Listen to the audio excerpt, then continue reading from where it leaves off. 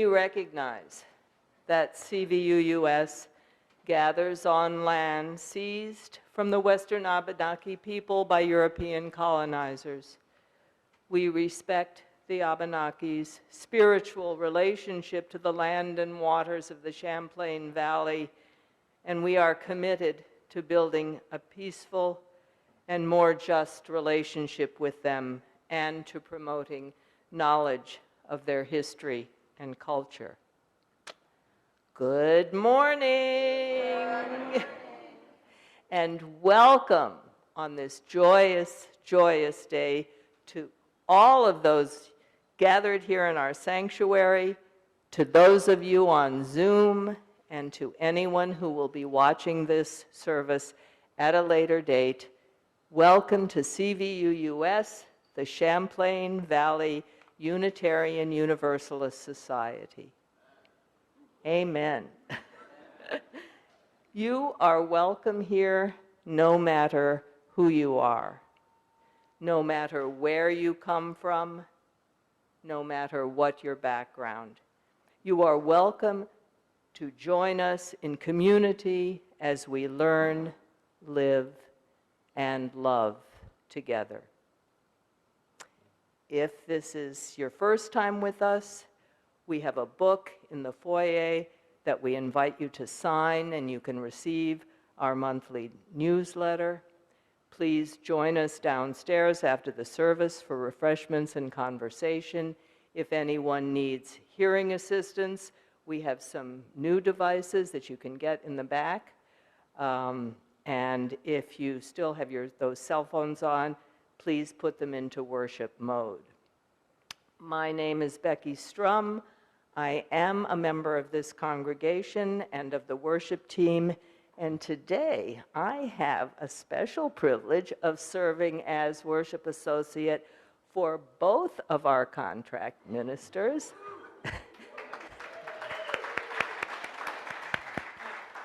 The Reverend Tricia Hart and the Reverend Christina Sillari. We have a service packed full of joy today. And for that reason, we are not going to take time in this service for our usual milestones and passages.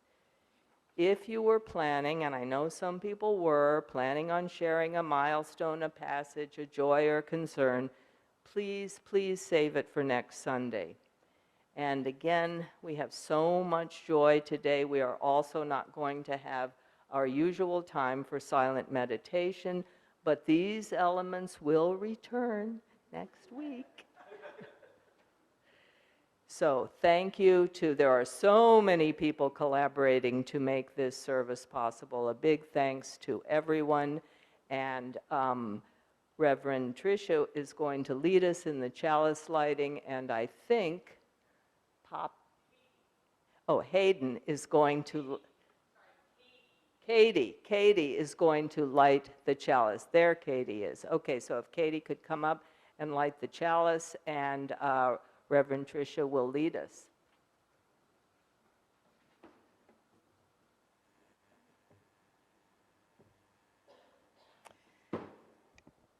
The flaming chalice is the symbol of Unitarian Universalism wherever it happens in the world.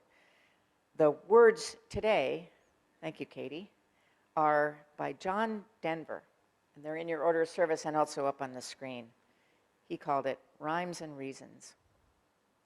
We believe it is here we must begin to seek the wisdom of the children and the graceful way of flowers in the wind. For the children and the flowers are my sisters and my brothers. Their laughter and their loveliness could clear a cloudy day.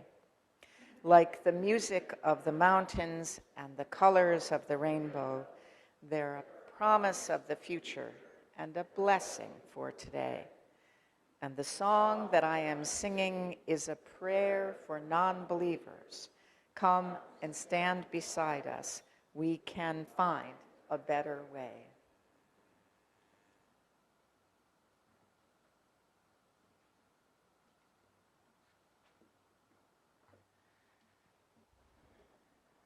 Morning.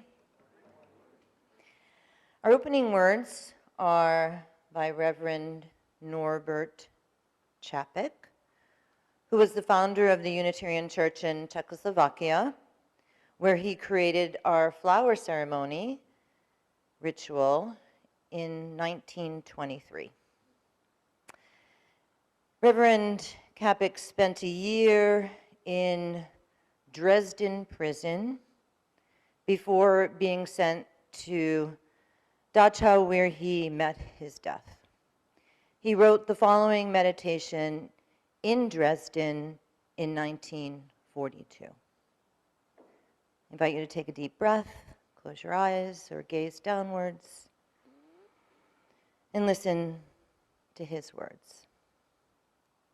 In the depths of my soul, there where lies the source of my strength, where the divine and the human meet, there, quiet your mind, quiet, quiet. Outside, let lightning rain. Horrible darkness frightens the world. But from the depths of your own soul, from that silence will rise again God's flower. Return to yourself. Rest in yourself. Live in the depths of your soul, where the divine and the human meet.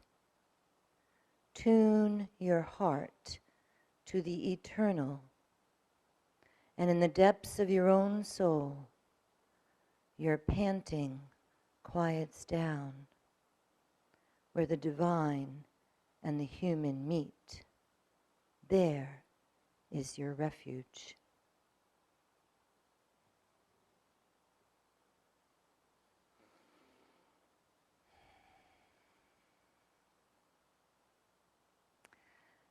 Let us join in singing hymn number 354, We Laugh, We Cry, and we're only doing verses 1 and 4.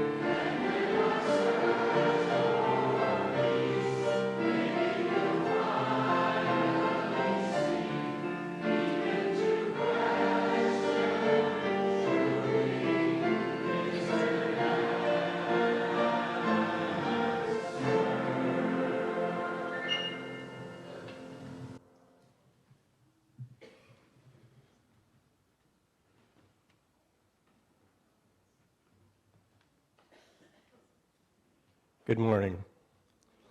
I'm Mike Greenwood, and I have the pleasure of working with a dynamite team of people, which include Reverend Christina, Reverend Tricia, Tom Morgan, Martha Fulda, Marnie Wood, Mary Hadley, Lise Anderson, and Jenny Ashfelder, who is our liaison to the Caring Committee. So we're part of the welcoming team, and we are pleased today to welcome some new members into our congregation. As a faith community, we welcome all who come, from those who walk through the door for the very first time to those who found a home here many years ago. When new people sign the membership book, they become voting members of this congregation. In our Unitarian Universalist tradition, each congregation's membership has a great responsibility of charting its future and making big decisions, voting on an annual budget, approving new projects, changing the bylaws, and calling a new minister. Today we recognize and celebrate 7 people who have chosen to become signed members of this congregation during this congregational year.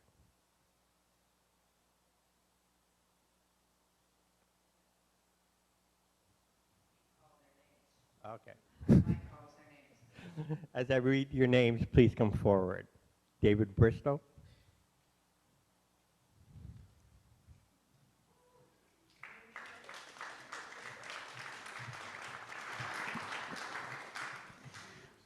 Probably whichever end you want.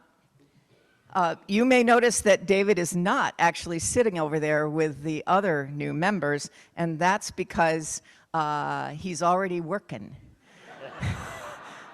He's, I think, the newest official member of the tech team. Oh, no, he's not yet. He's not yet. He's just working today. Yes.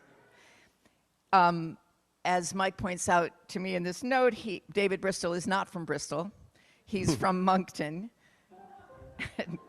David is a sensitive caretaker of the land, and he's already a member of the Caring Network and the facilities team, and I guess the tech team is coming up.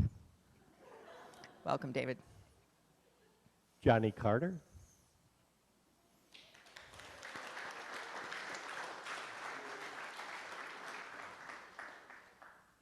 Go where Christina tells you to go. There you go.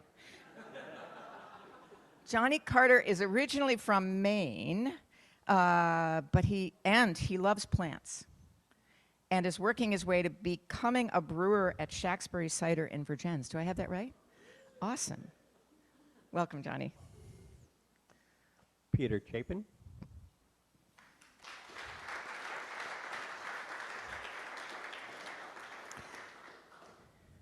Peter has been searching for his spiritual home for a number of years and has decided that CVUUS is that place. And Peter drives all the way here every Sunday from this distant far land called Williston, which is where I live too. Elio Farley.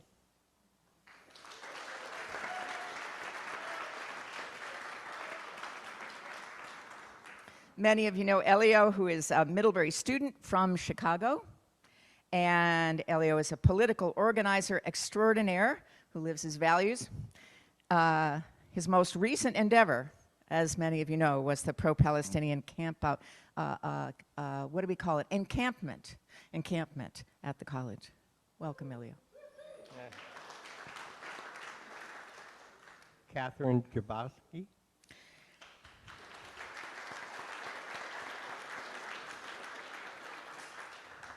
If you want, you can go stand by Johnny, Catherine. It's up to you.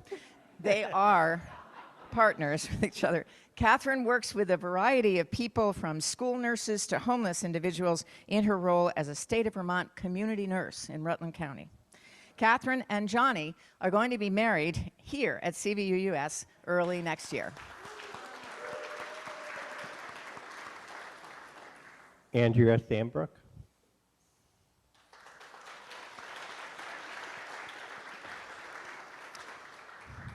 Andrea Sambrook does a bunch of things in the community already. And in in CVUUS, but in the larger community especially. She's an educator, she's an activist, she's kind and sensitive, and she sings in the choir. And this is Mike's line, not mine, that Andrea sparks as much as our music. And then he wrote, "Sorry, Ronnie." Uh-oh. Yeah. We can talk later. And finally, John Stark. Well, almost finally. John, do come up.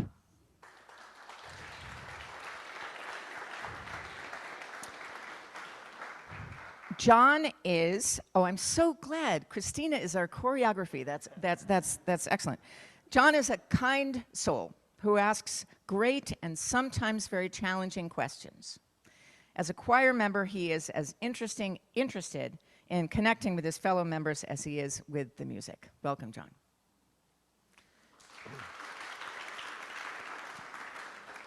And it is our collective pleasure to welcome Victoria Cherney, who's been with us since 2018, and there's a story behind that. A little bit of a story behind that. I just learned this, that Victoria was the quiet donor of the Civil War era banjo at this past fall's Radical Love Exchange. I didn't know that. Victoria signed the membership book in 2018 in Reverend Barnaby's office and didn't have a chance to take the New to You class or to be introduced to the congregation.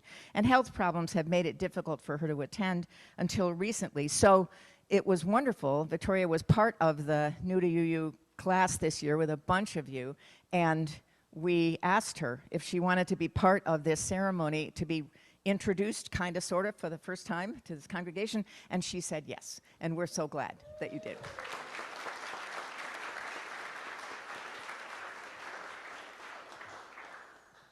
We welcome you to all the membership in this community of faith at Champlain Valley Unitarian Universalist Society. Our purpose is to nurture and empower each other at all stages on our spiritual journeys and to reach out to the larger communities of which we are a part. We gather freely and inclusively, welcoming and valuing the rich diversity among us. Thank you for being here. Thank you for signing the membership book. It takes courage and faith to say yes. To trust a new community to take you in, to love you and your uniqueness, to challenge you to become something more than you have ever been. Who you are, each of you, is priceless and unique to our congregation. Will you join the life of this society, giving and receiving the gifts of the community? If so, please answer, we will.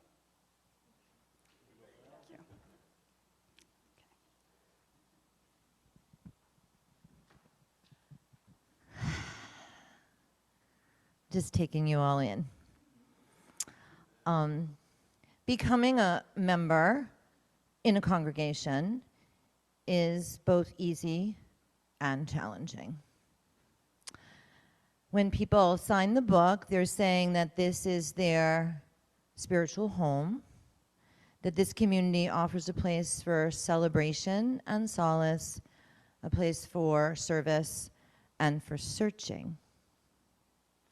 We hope that as a member of this community, you will allow yourselves to know and be known, to love and be loved, to minister to and be ministered onto by this congregation and by each other.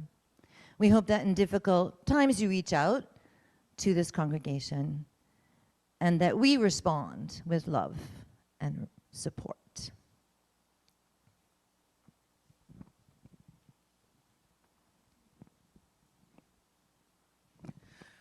So as a couple of the children are going to give you each a flower on this flower-filled day, I have something to say to all of you.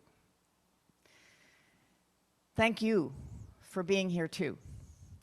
When people join a congregation, they are joining a community of people, not a particular minister, not a building, not a mission even, or a vision. Because you, the members of this and the friends of this congregation, are already generous, creative, diverse, interesting, and friendly. And Ronnie and I decided that sometimes the word rowdy is actually not wrong about this congregation. Because of all of that, others come and want to be a part of this good thing, which is no wonder. So as you welcome these new members, I want you to take a minute right now and later on today to remember how you began in this community. Who reached out to you? Who said the right thing? What song? Whatever it was that made you decide maybe this is a place that I will stay. And as you get to know these new members, please extend your greetings and your hand. Honor their courage, say hello, help them find their way, and take them in. So a question for you. Will you take on that privilege and welcome these new members into your community? If you will, say, we will. We will. They will.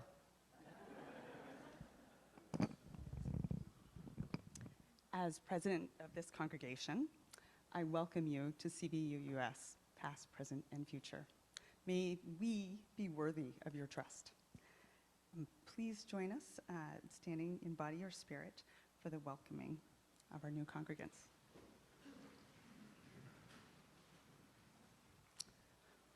We welcome you into the membership and the CVUUS Universalist Society. Thank you for your serving our community. Through your faith and your questions, we grow stronger as a congregation. Through your gifts and your energy, our possibilities multiply and our tasks grow lighter. Through the dreams that you cherish and your hope for a better world, our days become brighter and our vision is renewed. Welcome. We are glad you're here.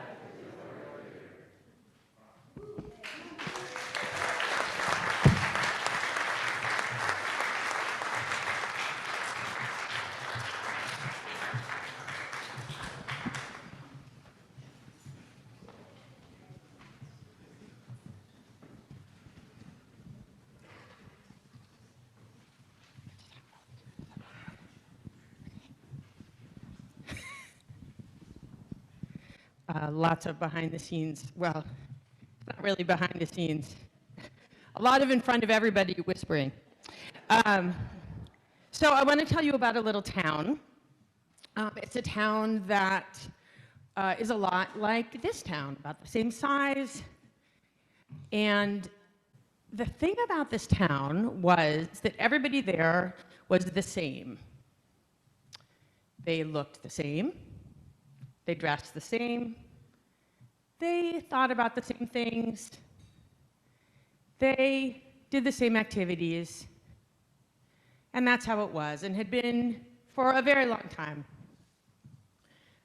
Until one day, at the Friday night town dinner, Maurice showed up, and he was wearing a hat. Right. Yeah, exactly. What? He's wearing a hat? You know, it's like a little blue baseball cap. I had a little bird kind of thing on the front of it because he was really a bird fan. And people were just horrified. Like, what is he doing? Nobody's wearing hats. So anyway, the night went by. You know, people kept kind of looking at him, and that was that. But he could tell. I mean, he knew that people weren't happy. And so that felt kind of weird. So he went and talked to his friend Gillespie and told him, you know, I wore a hat, felt really great, people were not into it, and now I don't really know what to do, like, I'm gonna wear it again or what? Anyway, Gillespie thought, hat? That's a totally great idea. So the next Friday night at the town dinner, Gillespie showed up in a hat.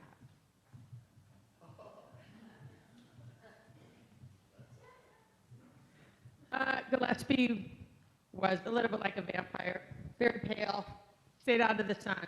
So he had a very huge hat that he had to wear, covered all the, the neck and the face, and that worked out. But the thing about it is, Gillespie was not the only one who showed up wearing a hat.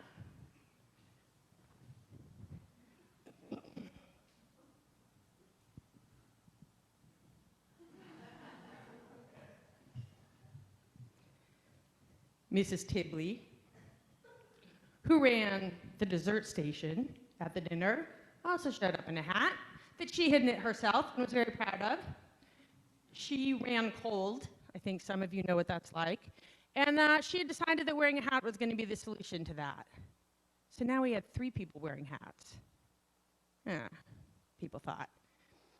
I mean, at least there's not just one. They're not quite as weird, I guess, if there's 3. So a week went by. Now we're at the 3rd family dinner in that town. And how many people do you think showed up wearing hats? Everyone? 9? 27. I mean, you're close. 27 people wore hats. And, some of them were the police chief who had always wanted a hat. He'd seen in books that police chiefs wore hats. Finally got to wear one. He was very into old movies, so he found kind of an old movie kind of thing. He was even thinking, though he didn't tell anybody, that he might grow a mustache. Yeah, right. John Barstow gets it. Shocking. The twins showed up, one of them a cowboy fanatic. So they wore an old cowboy hat that they felt, set the right vibe that they were going for. The other twin, however, thought cowboys were stupid. Animals were clearly the way to go. So they wore a pig hat that they also made themselves with a little hat they'd found in a neighboring town, and then they, sewed little felt ears on. And that's the way it went on for a couple more weeks. Every week, a few more people wore hats, until about 2 months into the whole hat thing, you pretty much had everybody wearing a hat by now. You might say, in fact, that all the people in the town were the same. They all wore hats, except 2 weeks later, at the Melvitz's bar mitzvah, Mrs. von Baron showed up in a skunk costume.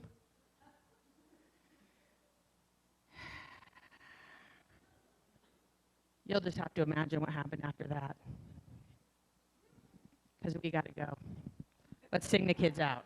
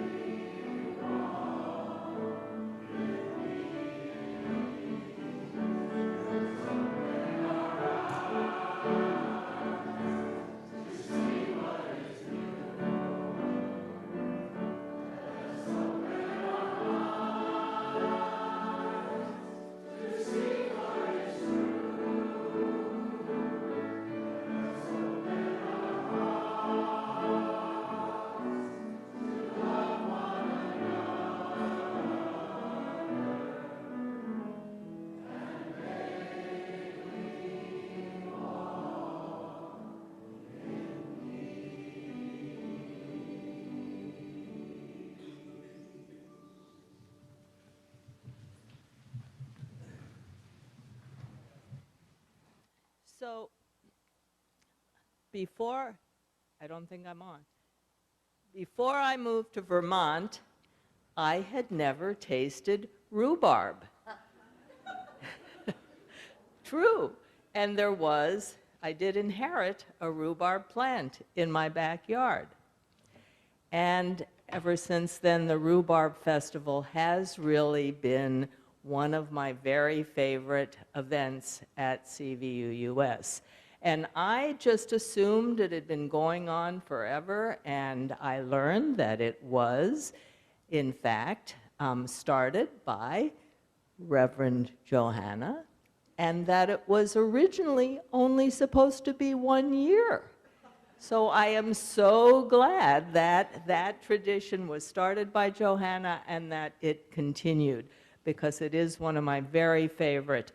I was here selling pies and yesterday, and when we finished, there were only 2 pies left out of what I am told was over 200 pies that were made. There was so many wonderful things for sale, exquisite music. Please, everybody, give yourselves a huge hand for this wonderful, wonderful festival.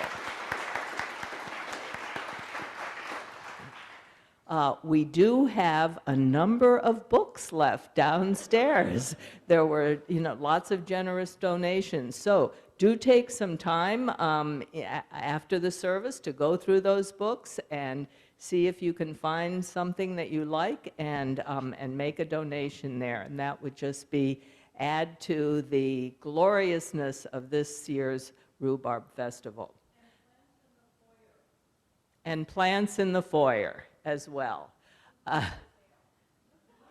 Sorry, I didn't hear that. Oh, and 2 pies for sale, those last 2 pies. So after you enjoy some conversation and buy many, many books, we will have our annual meeting at around 11:30. The annual meeting is super important. It's where our democratic principles come to life, and it's an important part of charting our course forward.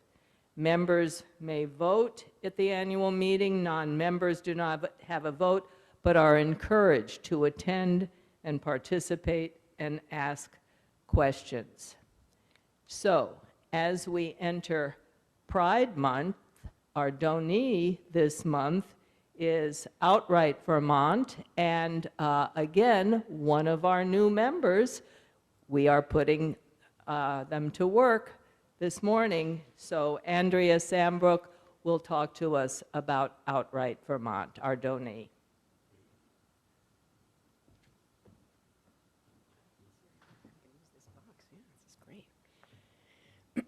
Good morning. My name is Andrea Sambrook.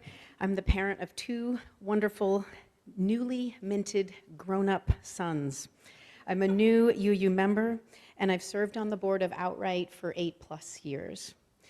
Outright is the recipient of the offering this month, and I'm grateful to speak about their work, their programs, and their impact to put the voice of queer youth in Vermont forward. Specifically, their mission, thank you, Liam, is to build a Vermont where LGBTQ youth have hope, equity, and power.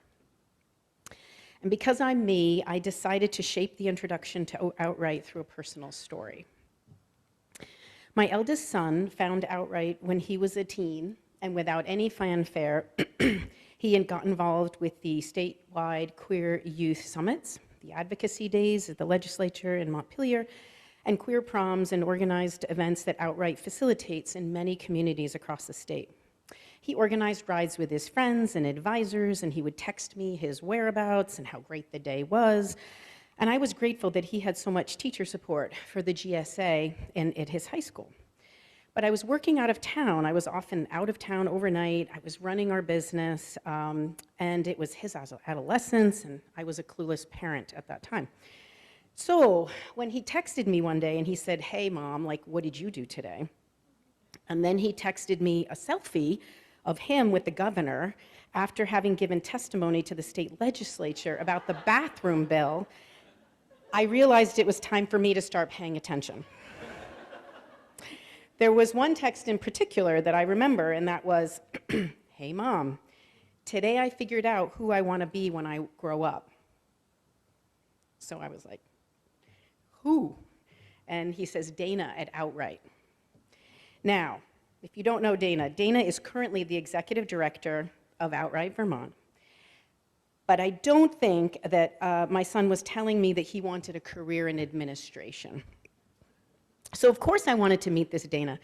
And now, after many years, I have had the privilege of knowing him, and I can affirm that he's a visionary leader, a compassionate human, a steadfast trans advocate, as well as a musician, a writer. And he does everything for the organization. That's his sweet spot. His superpower is to lift others up, including youth, all the time. So when Dana then led me to become a part of Transparent Group, which is a group of parents for trans and queer youth run by Outright, after my son came out as trans 2 weeks before he left for college. Transparent is a group that meets monthly for parents and caregivers in person and online. And there's a trained social worker who facilitates and supports parents to ask questions, to share in joys, hold space for fears, and fosters connection through others. And it really helped me find my voice, to be an ally and an advocate in my role as a director of my own preschool community with hundreds of families. And my first try at advocacy, when talking to pregnant people hoping to enroll their baby in our early education program, when they were talking about, it's going to be a boy, it's going to be a girl, sounded like this. "There's no one way to be a person." Warm smile. "Let your baby show you who they are. They're so lucky to have you."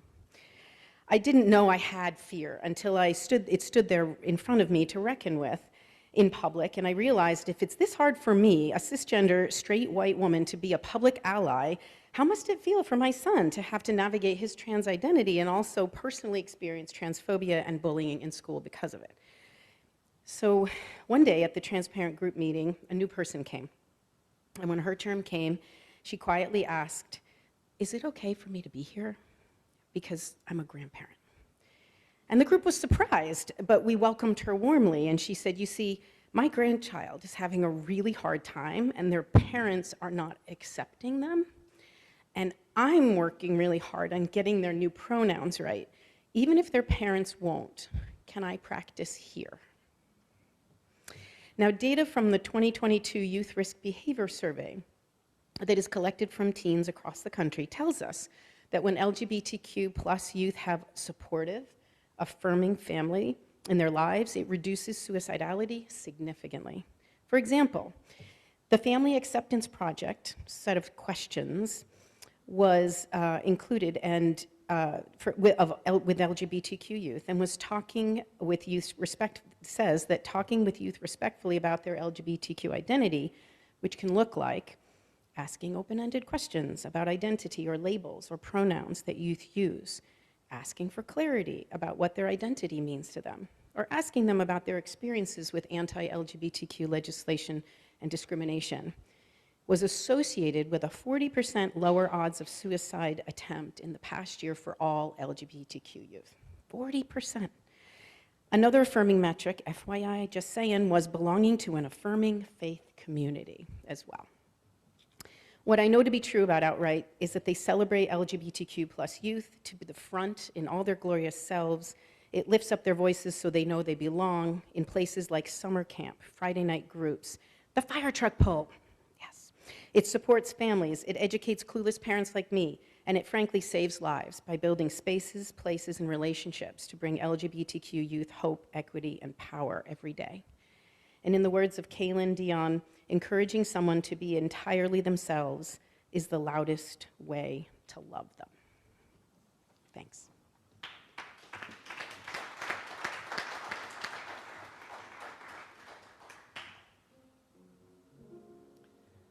This morning's offering will now be your gifts, most gratefully accepted.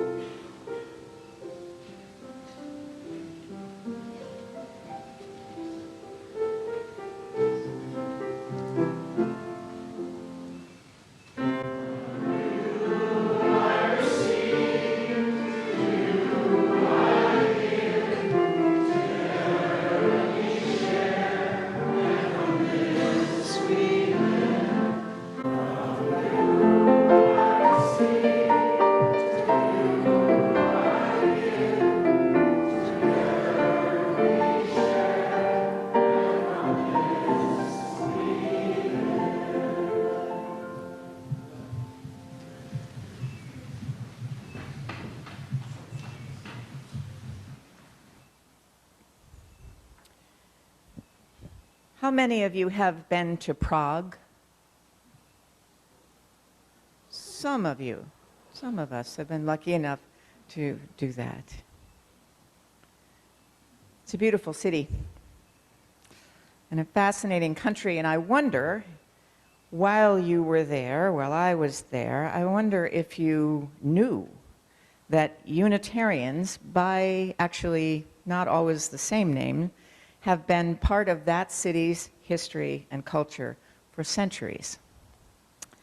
And as we heard, as Becky told us, as Christina told us, 101 years ago, 1923, in Prague, there was a new church, a deliberately planted and planned congregation, as sometimes happens, a Unitarian church, and a husband and wife minister team served them. It was both Reverend Norbert Chopik and his wife Maya Chopik, who was later, after her husband died actually, was later ordained and is the person who actually brought the flower ceremony to this country when she was serving in, I think, Cambridge, someplace in Massachusetts.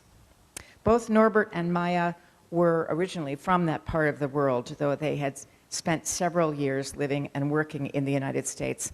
I have way too many stories. I'm not going to tell you most of them today about the Chopiks, but one of my favorites is that they thought they were going to go back to Czechoslovakia at a particular date. It was delayed for some reason. I'm not sure why. They ended up living in New Jersey for a year. And they wanted to find a church that they felt comfortable in. And they sent their children by themselves to try out different congregations and then to report back what their experience was. And the kids did that. They went to several different congregations. This is the kind of parental behavior that we would all get in big trouble for now, but in the 19 teens and 20s, it was okay. And the children came back and said the Unitarian Church is the only one that they would be willing to go to. So that was where their family went. So in Prague, this new Unitarian church where the Chopiks served grew very fast. It was actually not long before thousands of people had become members of this congregation. People were very excited about it because it was different, because it was freer than the old churches they had been to during the years of the empire. And people wanted a new kind of religious experience. They wanted a church that was simple and straightforward, nothing fancy or mysterious. So the Unitarian Church in Prague had, take a breath, Ronnie, no music. No fancy clothes for the minister. There were no statues, no rituals. But the Chopiks wanted more than just talking, maybe partially because they were thinking about the children. They wanted ceremonies that would be beautiful, that would mean something, that would make people joyful. I imagine the Chopiks staying up late, talking and arguing about what they might be able to offer the people of their church, what the people would accept. And they came up with the flower ceremony. And you should know, and we should all remember this, because of the allergy that that congregation had to traditional religion, they would and never did call it a communion. Flower ceremony is the better name.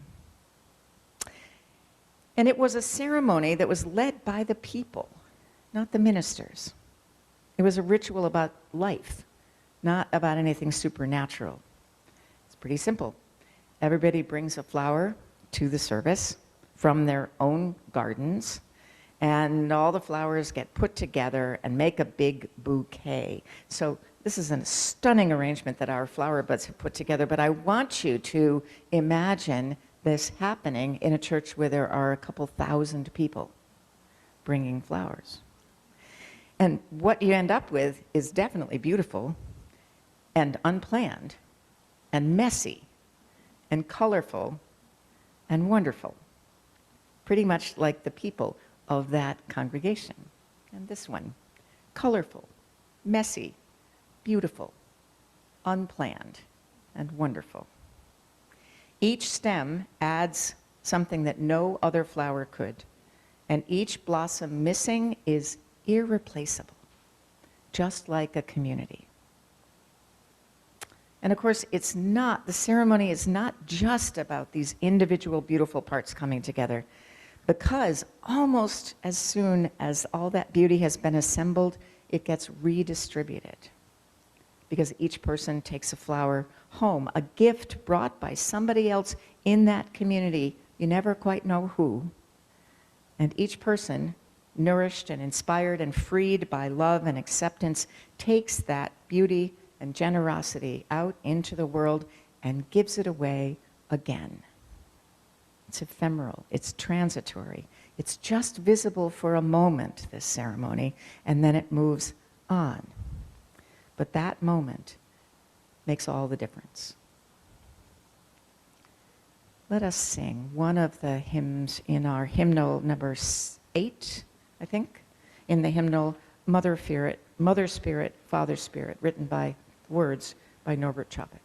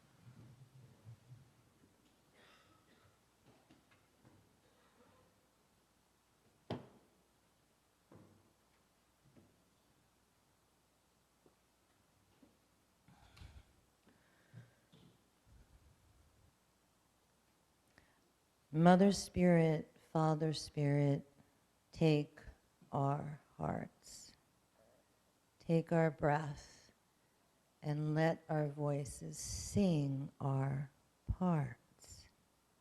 Take our hands and let us work to shape our art. Yesterday, there were so many of your voices singing their parts at the Rhubarb Festival. So many hands that shaped our art. When I returned home, my home right now, to Westport, I sat in an Adirondack chair with my computer and gazed at the lake because I had to write this homily. I don't usually do things last minute. After a few moments, I glanced downward, and there was a baby dragonfly sitting right in the center of my chest, on my heart chakra. I closed my eyes and to tune into this little critter, and I remembered a line in a Mary Oliver poem. The dragonfly lives its life without a single error. It also waits for our praise. So I stare at baby dragonfly for a while, sitting so still on my chest, with its tiny golden wings, its blue body, and its oversized eyes. I'm falling in love. I feel so blessed. And then I remembered, because I was thinking about the flower ritual, and I remembered, and the title of my homily, which sort of came out in a moment at some meeting, and I was like, when was the first time I heard the phrase? And I realized it was at a UU flower ceremony many, many years ago in a story about Lady Bird Johnson, the wife of former President Lyndon B. Johnson. She was known for her beautification efforts. Some of you may know this, particularly in the planting of flowers throughout the nation's countryside. From the cherry blossoms blooming in Washington to the scenic views across America to the legislation of the Highway Beautification Act to the creation of the National Wildlife Research Center and so much more, Lady Bird Johnson once said that all her projects were united by a single theme. It was something my heart could sing to. What is something your heart can sing to?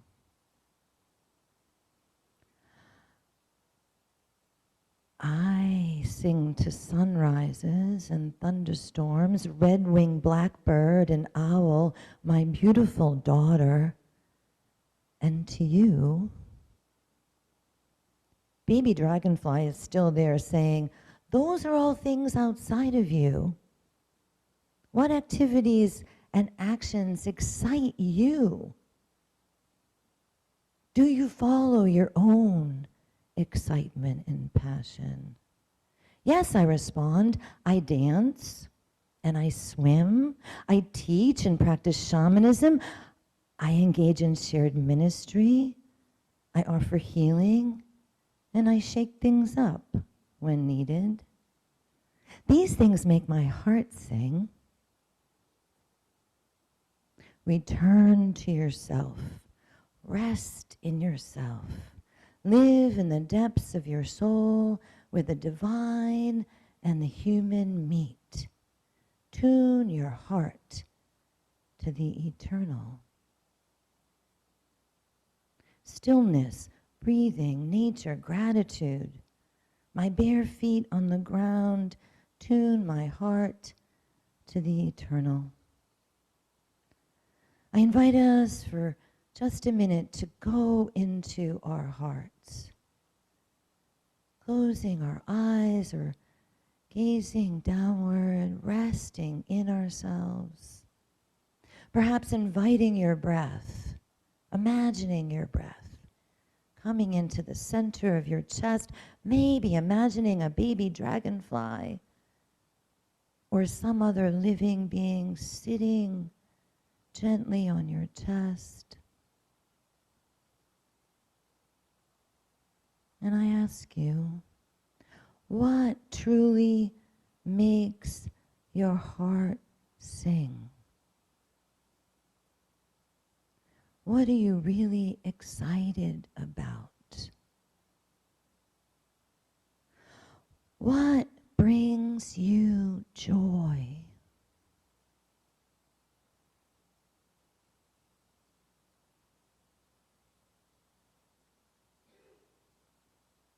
Are you following your heart? Are you following your excitement in your family? In your work, in your free time, in this community? If not, what needs to happen in order for you to live more fully, more passionately, more authentically?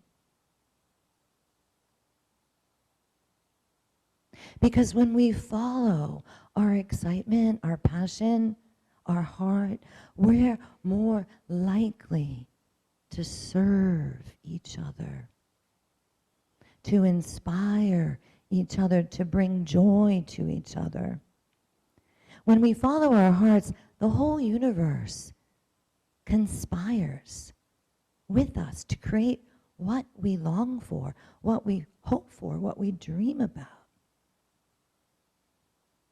Remember, the joy, the love, the hope, and the peace that we seek, that we have, emerges from within. When we see it in the world, it's a reflection of who we are.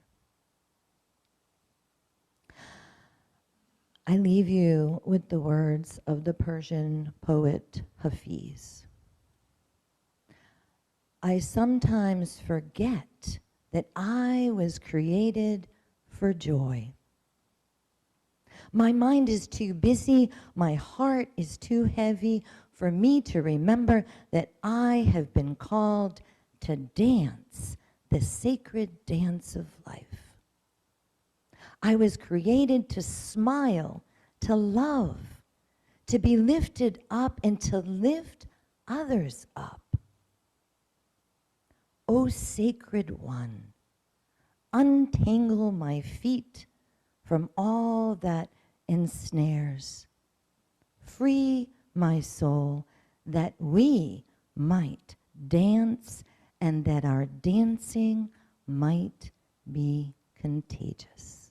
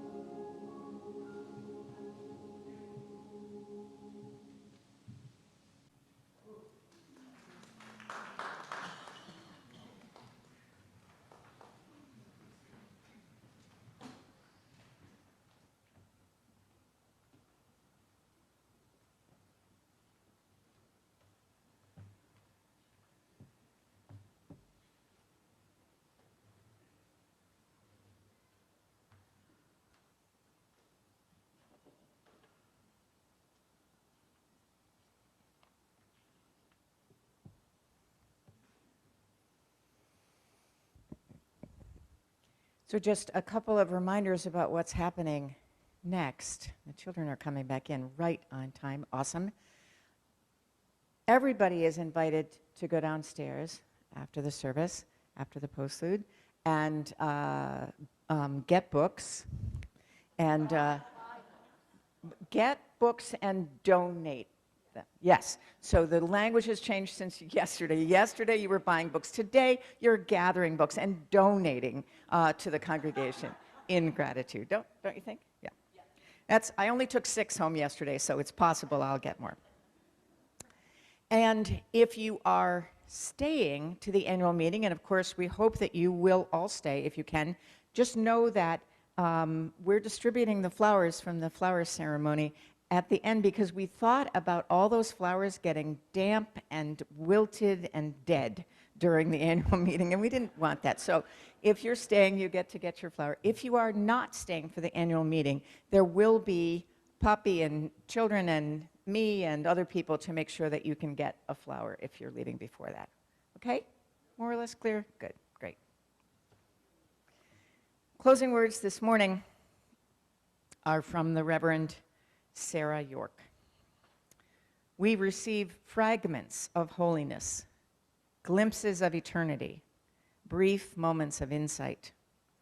Let us gather them up for the precious gifts that they are, and renewed by their grace, move boldly into the unknown.